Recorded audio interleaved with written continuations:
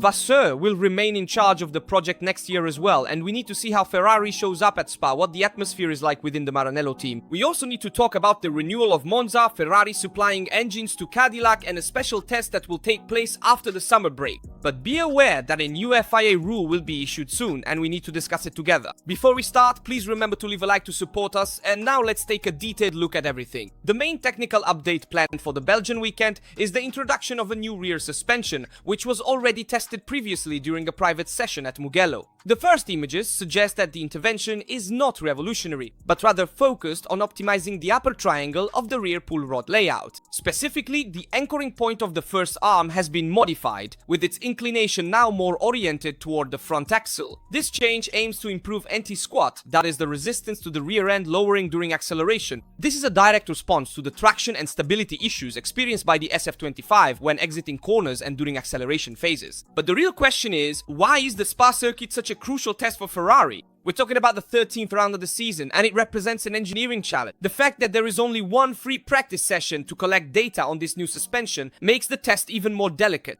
For this reason, Ferrari used its seasonal filming day as a first test bench to gather preliminary data. The Belgian circuit is among the most complex on the entire calendar, both because of its length and the variety of high-speed corners. The first and third sectors are characterized by long straights and high-speed corners, where top speed is crucial. In these areas, the SF25 has shown good speed capabilities. The problem arises in the middle sector, where medium and high-speed corners alternate with very slow sections like La Source and the final chicane, the bus stop. In these sections, it is essential to have high downforce and a well-balanced car. This season, Ferrari has struggled precisely to find an effective compromise between speed and aerodynamic downforce, often sacrificing one of the two extremes. Another important factor looking ahead to Belgium is the interaction between the new floor introduced in Austria and the new suspension. The updated floor has already shown that it broadens the available setup range, allowing for greater flexibility in fine-tuning. Now, with a more efficient rear suspension, Ferrari hopes to further improve the car's stability, especially in the middle sector of the track. The combined effect should lead to more stable aerodynamic downforce distributed across a wider range of speeds, as well as reducing the compromise between fast and slow sections, a particularly valuable gain on a circuit like Spa, where adaptability is everything. And despite the importance of the technical upgrade, the result in Belgium will also depend on two fundamental factors: the mechanical and aerodynamic setup and tire management. Precisely because of the heterogeneous nature of the track, it's rare to see single-seaters dominating in all three sectors. Each team is forced to choose whether to prioritize top speed in sectors 1 and 3 or stability and traction in sector 2. And Ferrari has already developed several baseline configurations in the simulator, using data collected at Mugello. But the weather uncertainty, that is, what the weather will be like this weekend, adds further complexity. The forecasts indicate a strong chance of rain during the weekend, a factor that could upset plans and make strategic choices decisive. But the focus is also beyond Spa. In fact, a definitive assessment of the effectiveness of the new package cannot be made at Spa alone. Yes, we know it's a complete trek, but it will be essential to analyze the data in combination with what will be collected in Hungary, where the climate will be very different, it won't rain, and therefore the conditions are more reliable. We will go from cool temperatures to warm and stable conditions.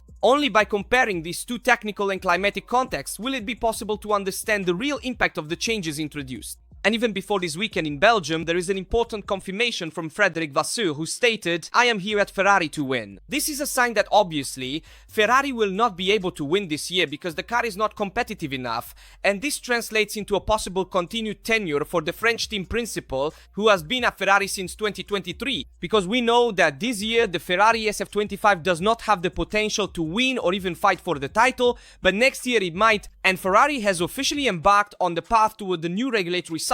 Let's see how the 2026 regulations will mark one of the most profound changes in the recent history of Formula 1. From the power unit to the chassis, including aerodynamics, nothing will remain unchanged. And that's precisely why activity in Maranello has never stopped. The project, internally identified as 676, directly involves about 1,500 people. An entire operational section is dedicated to the development of the new car. At the moment, the car exists only in virtual form. It is in the simulator's CFD calculations and 3D renderings that the next Ferrari creation is coming to life.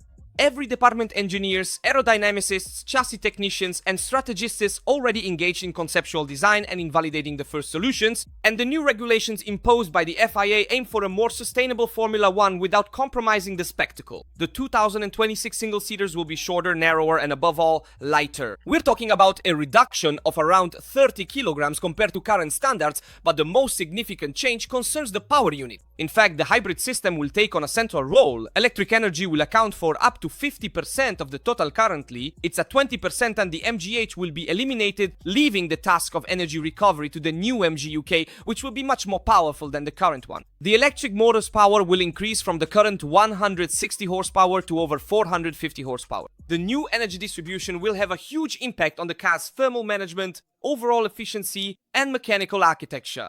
The chassis will also need to be redesigned to adapt to the new technologies and dimensions, as well as to optimize aerodynamics and internal packaging. And Ferrari has already started working on 2026 with the new rear suspension of the SF25, which will be fundamental and will be redesigned for the future. But these foundations here are needed for next year. It's important know-how for understanding the mechanics that will be used next year. As we remember, McLaren also made a drastic change to the suspension in the past, and this allowed McLaren to reach the top. The same thing could happen to Ferrari as well. Even though this year Ferrari is trailing McLaren by over 200 points in the constructors' standings, the goal for the Scuderia is to get back to winning this year, and of course, to try to fight for the title next year. And for this reason, Frédéric Vasseur's role is becoming increasingly central. After 2 years at the helm of the team, the French manager now feels firmly in charge of the project, and while there is still no official announcement, his words leave no room for doubt. I am here to win. A statement that sounds like an implicit confirmation of his leadership for the new technical cycle as well. After all, Vasseur knows very well that this revolution may represent the best opportunity to end the drought that has lasted for far too long. It has been 18 years since the last constructors title and 19 since the last drivers title, counting 2026 as well. The gap accumulated compared to rivals Red Bull first and foremost, and McLaren as well cannot be closed in just a few months, and for this reason 2026 represents a perfect turning point to start again on equal footing. In fact, Vasseur will very likely be confirmed for 2026 as well, with Ferrari having decided to guide its team through the transition to the new regulations with the team principal who knows the team well, having worked there for 2 years now. A clear stance taken by Ferrari's management, which intends to guarantee technical continuity to its team principal, something we haven't historically seen at Ferrari, which has changed Binotto, Arrivabene, Mattiacci and Domenicali. There have been many team principals who have succeeded one another at the Scuderia, highlighting, however, certain limits in internal stability teams have demonstrated instead. For example, think of Red Bull with Christian Horner, Mercedes with Toto Wolff, and what McLaren is currently building with Andrea Stella. The renewal has not been made official yet, but it will be done soon. On one hand, we also have Jerome D'Ambrosio, who is focused on maximizing the 2026 output to make the car as fast as possible on the grid. On the other hand, we have Lewis Hamilton, who wants to adapt the single-seater to his own conditions and driving style, and therefore also aims to further develop the aerodynamic front and improve weight distribution. And Ferrari's current goal with the new rear suspension, which will debut in Belgium, is not necessary to have a positive performance right from the start, of course.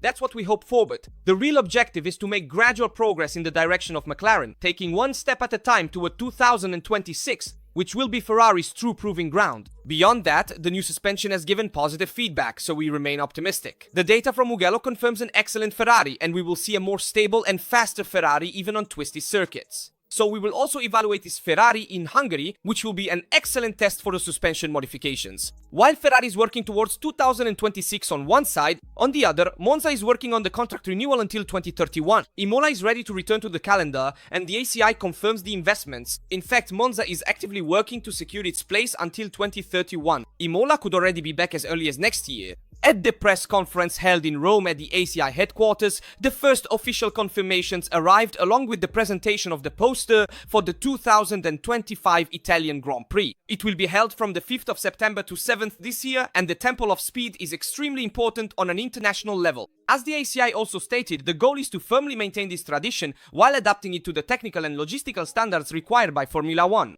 As confirmed by Geronimo La Russa, the newly elected president of the ACI, Monza is the home of Formula 1. Therefore, the longevity of Monza's presence on the calendar is fundamental, not only for the Italian scene but also internationally. The statements made during the conference confirmed the political, economic and sporting will to maintain 2 Italian rounds in the Formula 1 World Championship. Monza is a fixture with a secured contract until 2031. We need to see if Imola, with public investments, will be able to return to the calendar as early as next year. This would be very important for Italy to regain strategic significance within Formula 1. And keep an eye on Cadillac as well, which is working towards a debut after the summer break, where according to Automoto Un Sport, the SF23 will be used as a base for testing. So Cadillac will use a Ferrari, the 2023 model, to test the car on track, and the goal is to become familiar with all the procedures of a race weekend, from pit stops to logistics management, as well as the dynamic management of strategies. This is essential training for engineers, strategists and technicians. Also because up until now, the team has only worked on the simulator, while at the 2025 Spanish GP this year, after the summer break,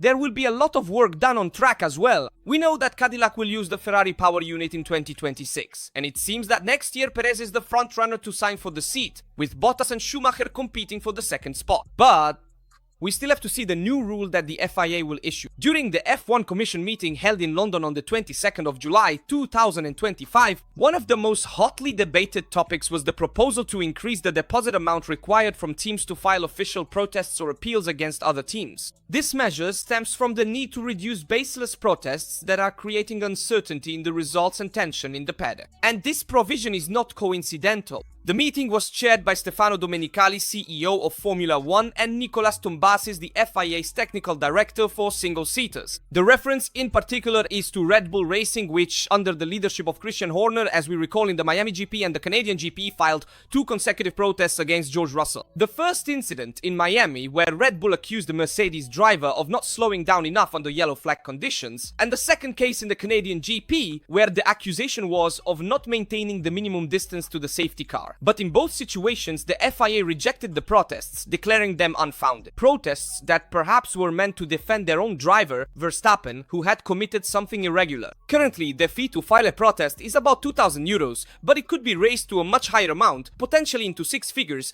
to discourage presumptuous or strategic challenges. As George Russell himself also said, €2,000 is nothing for a team that turns over hundreds of millions. If the amount were in 6 figures, they would think twice before protesting without solid grounds. And be aware that new rules on technical investigations are also coming. There will be stricter conditions for initiating technical investigations on rival cars. The goal is similar, to prevent teams from exploiting regulatory mechanisms to put pressure on their rivals or destabilize the competitive environment. Concrete technical evidence is required to file a protest. In short, the FIA's aim is to have less politics and more sport. Needless to say, I absolutely agree both with Russell that €2,000 is nothing for a team to file a protest, and also with Stefano Domenicali and Team Custom Bases in changing the regulations on this point. Raising the threshold for filing a complaint, and therefore also increasing the fee to be paid, is necessary to avoid pointless disputes, or even more so, those aimed at protecting one's own driver, as in the case of Red Bull with Verstappen. Russell also responded to the rumors about Verstappen possibly taking his place at Mercedes, stating, "I have thick skin, I don't care about rumors." With a victory in Canada, 5 podium finishes overall, and consistent points placements, Russell has proven himself to be a solid driver for Mercedes to rely on for the future as well. It will be interesting to see how the Verstappen situation at Mercedes develops, whether he will go there or not, but we'll find out later, perhaps after the summer break.